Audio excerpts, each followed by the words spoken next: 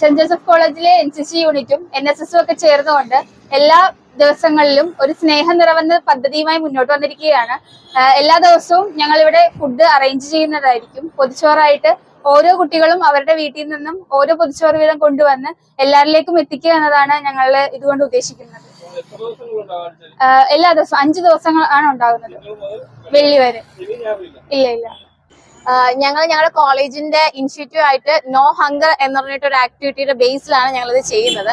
അപ്പോ ഞങ്ങൾ ഉദ്ദേശിച്ചെന്ന് പറഞ്ഞു കഴിഞ്ഞാൽ ഞങ്ങളുടെ ഇടയിൽ ജീവിക്കുന്നവര് ഒരിക്കലും പട്ടിണി എടുക്കരുത്. ഞങ്ങൾ ഫുഡ് കഴിക്കുന്ന സമയത്ത് അവര് പട്ടിണി എടുക്കാൻ പാടില്ല. ആ ഒരു പോസിറ്റീവ് കോൺസെപ്റ്റ് ഒരുപാട് നാൾ ആഗ്രഹിച്ചിട്ടാണ് ഞങ്ങൾ ഈ ഒരു ഔട്ട്കം ആയിട്ട് വരുന്നത്. അപ്പൊ ഈ ഒരു ഇനിഷ്യേറ്റീവോട് ഞങ്ങൾ ഉദ്ദേശിക്കുന്നതെന്ന് പറഞ്ഞു കഴിഞ്ഞാൽ ഞങ്ങളുടെ ഇടയിൽ ജീവിക്കുന്നവര് ആ ഒരു നേരമെങ്കിലും നല്ല മനസ്സിൽ നിറഞ്ഞ് ഫുഡ് കഴിക്കട്ടെ ഞങ്ങളെ പോലെ എന്നൊരു കോൺസെപ്റ്റാണ്.